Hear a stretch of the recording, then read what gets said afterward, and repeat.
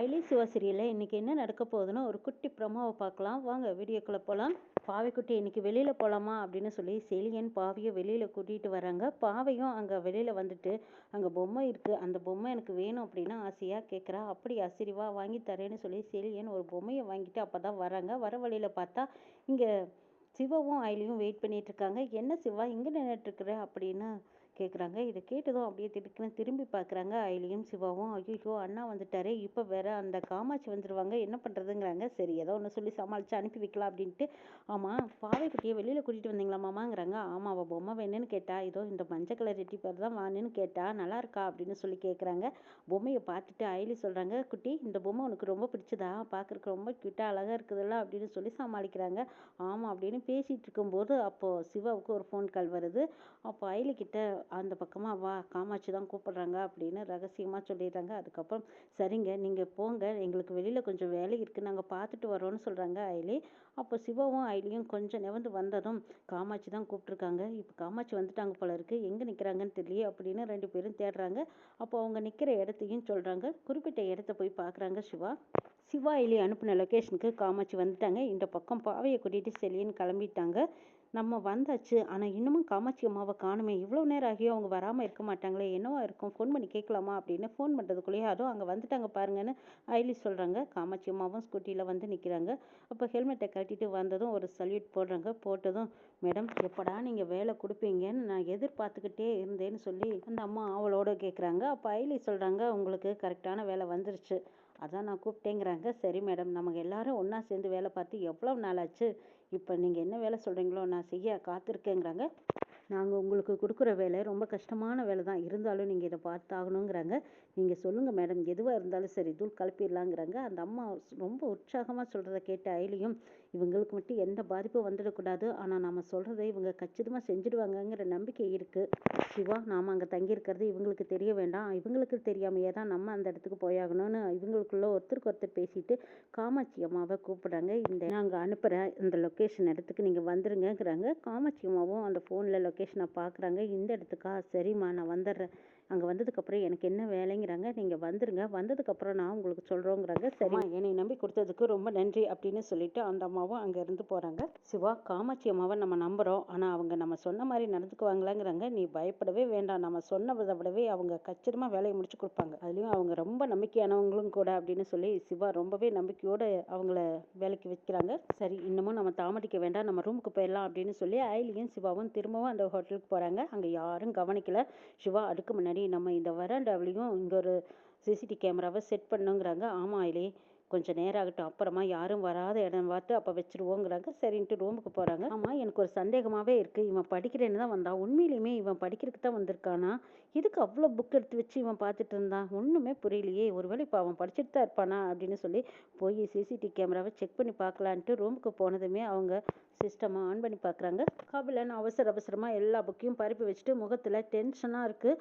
அப்போது வேர்க்க விறுவிறுக்கா அந்த புக்கெல்லாம் எடுத்து அப்படியே மலன்னு படிச்சுக்கிட்டு இருக்காங்க. இதை பார்த்து ஐலியே ஆச்சரியப்பட்டு போயிட்டாங்க. என்ன சிவா இது, இவன் உண்மையிலுமே படிச்சுட்டு தான் இருக்கான், படிக்கிறவன் இங்கே எதுக்கு வந்து தங்கியிருக்கணும், அதுவும் வெளிநாடு போகிறேன், வெளியூர் போகிறேன், அங்கே போய் படிக்கிறேன், பிஸ்னஸ் விஷயமாக படிக்கிறேன், இத்தனை பொய்யை பில்டப் போட்டுட்டு வந்து இங்கே உட்காந்து மாங்கன்னு இத்தனை புஸ்தகத்தை சுற்றி வரம் போட்டு வச்சு படிச்சுட்டு இருக்கானே, அப்படி அவன் என்னதான் புக்கு படிப்பானா இருக்கும், இங்கே ஜூம் பண்ணி பாருங்கன்னு சொல்கிறாங்க ஐலி. அப்போ ஜூம் பண்ணுறாங்க. பண்ணி பார்த்தா அந்த புக்ஸோட நேமெல்லாம் பார்த்தா இந்தியாவில் இருக்கிற ஆர்மி புக்காக இருக்கு அப்படின்னு சொல்கிறாரு சிவா. இதை கேட்டதும் ஐலிக்கு டக்குன்னு அப்படியே நச்சுன்னு ஒரு யோசனை தோணுது. சிவா இது எதுக்கு இவன் படிக்கிறான், சமூகத்துக்கு எதிராக தான் செய்கிறான்னு எனக்கு நல்லா புரிஞ்சு போச்சுங்கிறாங்க. என்ன எழுதி சொல்கிற அப்படின்னு கேட்டபோது ஆமாம் ஆர்மி புக்கை இவன் படிக்க வேண்டிய அவசியம் இல்லையே, இது வர்மா கொடுத்த வேலை, அதை தான் இவன் பார்த்துக்கிட்டு இருக்கான், இப்போவாது உங்களுக்கு புரியுதா அப்படின்னு கேட்குறாங்க ஐலி.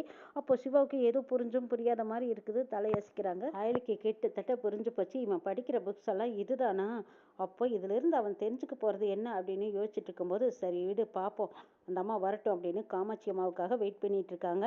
இங்கே பார்த்தா ரெட்டிப்பர் பொம்மையோட செலியன் பாவையை வீட்டுக்கு கூட்டிகிட்டு போகிறாங்க. அங்கே பார்த்தா காளியப்பன் இவன் என்னடா சந்தோஷம் பிள்ளைய கூட்டிகிட்டு போய் இந்த பொம்மையெல்லாம் வாங்கி கொடுத்து ஐஸ் வச்சுட்டு இருக்கியா, ஏண்டா ஒரு சாதாரண பொம்மையை கொடுத்து நீ பொண்டாட்டியும் பிள்ளையும் ஓம் பிள்ளை ஓம் பொண்டாட்டின்னு சட்டம் பேசிட்டு இருக்கியா? இந்திராணி எங்க சொத்தை எழுதி கொடுத்துருவாளோன்னு அவளுக்கு கட்டுக்காவலா நீ இருக்கிறியா? உன்னை எப்படி வெளியே விரட்டுறேன் பாரு, சும்மா விட மாட்டேன்டா அப்படின்னு சொல்லி காளியப்பன் செலியன் மேல தேவையில்லாம வெறுப்பையும் கோவத்தையும் காட்டிட்டு இருக்காங்க. இங்க ரித்திகா பார்த்துட்டு அது ரொம்ப பாவே வச்சிருக்கிற பொம்மையை பார்த்து ஏளனமா இது என்ன ரேட்டு அப்படின்னு சொல்லி வாங்கிட்டு இந்தாந்தா இவ்வளவுதான் உங்க அப்பானால வாங்கி கொடுக்க முடியும்னு சொல்லி கொடுத்துட்டு போறாங்க. இந்திராணி ரித்திகா சொன்னதை கேட்டு அப்படியே சொல்றன்னு கோவம் வருது. சரி எதுக்கு இவகிட்ட வம்பலுக்குன்னு பேசாம விட்டுற வேண்டியதுதான், அவ புத்தியே அவ்வளவுதானே விலகி போயிடுறாங்க. ரித்திகா செல்வநாயகி கிட்ட போய் சொல்றாங்க. இதை கேட்ட செல்வநாயகி ஓஹோ அந்த அளவுக்கு ஆயிட்டாங்களா, இது இப்படியே விடக்கூடாதேங்கிறாங்க. ஆமா உங்க மாப்பிள்ளை வாங்கி கொடுத்ததா அவ்வளவு பெருமையா வச்சிருக்கா உங்க பேத்தி, அதையும் உங்க மக ரசிச்சு பார்த்துட்டுல போறாங்க. ஆனா ஏன் வாங்கி கொடுத்தேன் எதுக்கு வாங்கி கொடுத்தேன்னு அவங்க அதெல்லாம் அதட்டவே இல்லைங்கிறாங்க ரித்திகா. ஆமா நாளுக்கு நாள் இப்படிதான் ஐஸ் வச்சு இந்த குடும்பத்துக்குள்ளேயும் பூந்துருவான் போல இருக்கு. அடுத்தது இந்திராணியோட மனசுலயும் சேர்ந்துட்டானா அதுக்கப்புறம் அவங்க ரெண்டு பேர்த்தையும் பிரிக்க முடியாது. இதுதான் சான்ஸு, முதல்ல அந்த பொம்மையை தூக்கி அந்த பக்கம் போடு அப்படின்னு சொல்றாங்க. ரித்திகாவும் அத்தை அதுக்கு தான் நானும் முயற்சி பண்ணேன், ஆனா அந்த குட்டி பிசாசு அந்த பொம்மையை விடாம இறுக்கி பிடிச்சு வச்சிருக்கு, என்ன பண்றதுங்கிறாங்க. ஏய் சும்மா விடக்கூடாதுடி, இதை வச்சு தாண்டி ஒரு பெரிய பிரச்சனையை உருவாக்கணும் அப்படின்னு சொல்லிட்டு கத்தி எடுத்துட்டு போய் அந்த பொம்மையை கிழிசல் போட்டு வச்சிடுறாங்க. அதுக்கப்புறம் அந்த பொம்மையை யாருக்கும் தெரியாம அங்கேயே போட்டுட்டும் வந்துட்டாங்க. சோபால கிடக்கிற பொம்மையை பாவை ஓடி வந்து பார்க்குறா. பார்க்கும்போது அது கிழிஞ்சிருக்கு. அப்போ அந்த கிழிஞ்ச பொம்மையை பார்த்து அழுகிறா பாவை. இதை கேட்டு இந்திராணி வந்து என்ன பாவை எதுக்கு அழுகிறேன்னு கேட்குறாங்க. கிழிஞ்சிருக்குது பொம்மை அப்படின்னு சொல்லி அதை எடுத்து காட்டுறா. அதை பார்த்ததும் இந்திராணி அதிர்ச்சி அடைகிறாங்க. அங்கே ரித்திகாவும் செல்வநாயகியும் வந்து அடடா இந்த கிழிஞ்ச பொம்மையை என்ன சீப் ரேட்டுக்கு கொடுத்தானா, அதுதான் பிள்ளைக்கு கிடைச்சிருக்குன்னு வாங்கி கொடுத்தீங்களோ அப்படின்னு ரொம்பவே மட்டமடிச்சு பேசிட்டு இருக்காங்க. அப்போ செலியன் பார்த்துட்டு பதறி போறாரு. இல்லையே நான் வாங்கும்போது அழகாவெல்லாம் இருந்துச்சு, நல்லா இருந்துச்சு, இப்படி எல்லாம் அழுக்கோ கிளிசலோ இல்லையே எப்படி ஆச்சு அப்படின்னு சொல்லி பதறி போயிட்டாங்க. அங்கே இந்திராணியும் கவனிக்கிறாங்க. அவள் கொண்டு வந்து கையில் கொடுக்கும்போது அது நல்லா தான் இருந்துச்சு. ரித்திகா நீ வாங்கின நீ ஏதோ பண்ணனதை நானும் பார்த்தேன்னு இந்திராணி சொல்லவும் அப்போ ரித்திகா சொல்கிறாங்க, ஆடாடா உங்கள் புருஷன் வாங்கி கொடுத்த பொருளை நான் என்ன ஆசையாக அதை எடுத்து ஏதாவது பண்ணிட்டேன்னு நீங்கள் என் மேலே சந்தேகப்பட்டீங்களா அண்ணி? அண்ணி நீங்கள் அப்பப்போ இப்படி தான் பண்ணிட்டு இருக்கீங்க, என்னை கண்டாவே உங்களுக்கு ஆகாது, அதுக்காக உங்கள் குழந்தைகிட்ட இருக்கிற பொம்மையை வாங்கியா நான் ஏதாவது செய்வேன், ஏன் நீ இந்த மாதிரி என் மேலே பழிய தூக்கி போடுறீங்க அப்படின்னு சொல்லி ரித்திகா ஒரு சின்ன ஆர்ப்பாட்டம் பண்ணிட்டு இருக்காங்க. இங்கே செலியன் மேலே தப்பு சொல்கிறதுக்காகவே ரித்திகா செல்வநாயகி காளியப்பன் எல்லாருமா சேர்ந்து இவனே ஒன்றுக்காகாத ஆளு, இவன் போய் பொம்மையை வாங்கி கொடுத்தான்னு இவ போய் வாங்கியிருக்கா பாரு, இது யார் வீடு, இந்த வீட்டில் இப்படி ஒரு கேவலமான பொம்மையை வாங்கிட்டு வந்து எங்களை அசிங்கப்படுத்துறியா அப்படின்னு சொல்லிட்டு செலியன் ஆளுக்கு திட்ட ஆரம்பிக்கிறாங்க. ஆனால் செலியன் வாங்கி கொடுத்த பொம்மை நல்ல பொம்மை தான்னு இந்திராணியான செலவில் நினச்சாலும் அப்போ தான் அங்கே சிவாவும் அயிலியும் வராங்க. என்ன என்ன பிரச்சனை அப்படின்னு வந்து கேட்கும்போது இங்கே பார்த்தீங்களா பொம்மை கிழிஞ்சிருக்கு அப்படின்னு சொல்லி பாவை காட்டுறா. என்னது அண்ணே வாங்கிட்டு வரும்போது நல்ல பொம்மையை தானே வாங்கிட்டு வந்தீங்க, இங்கே வந்ததுக்கப்புறம் எப்படி கிழிஞ்சது பாவை, இது யாரெல்லாம் எடுத்தா அப்படின்னு கேட்குறாங்க அயிலி. அப்போது ரித்திகாவை கை காட்டிட்டாங்க. அப்போ ரித்திகா சொல்கிறாங்க, என்னடி என்னை கண்டாவே உனக்கு பிடிக்காது, அதுக்காக ஓம் பொம்மையெல்லாம் எடுத்து நான் ஏதாவது செய்வேன்னு உனக்கு சந்தேகமா, இந்த மாதிரி எல்லாம் பொய் பேசாத அப்படின்னு சொல்லிட்டு ரித்திகா பாவையை மிரட்ட போகிறாங்க. அப்போ அயிலிக்கு வந்த கோவத்தில் போனதும் ரித்திகாவை ஓங்கி அரைகிறாங்க. ஏண்டி போய் ஒரு குழந்தைகிட்ட இருக்கிற பொம்மையை வச்சு நீ இந்த மாதிரி ஒரு கேம் விளையாடுற பாரு, நீ எல்லாம் ஒரு மனுஷியா? அந்த பொம்மை வாங்கும்போதும் அதை வாங்கிக்கிட்டு வீடு வர வரைக்கும் அந்த பொம்மை நல்லா தான் இருந்துச்சு, வாங்கி கொடுக்கும்போது நாங்களும் பக்கத்தில் தான் இருந்தோம், செலியன் அண்ணா தான் பார்த்து பார்த்து கலர் பார்த்து அவளுக்கு பிடிச்ச மாதிரி வாங்கி கொடுத்தாங்கன்னு சொல்கிறாங்க. அப்போ தான் இந்திராணி செலியனை பார்க்குறாங்க. செலியனும் இந்திராணியை பாவமாக பார்த்துட்டு இருக்காங்க.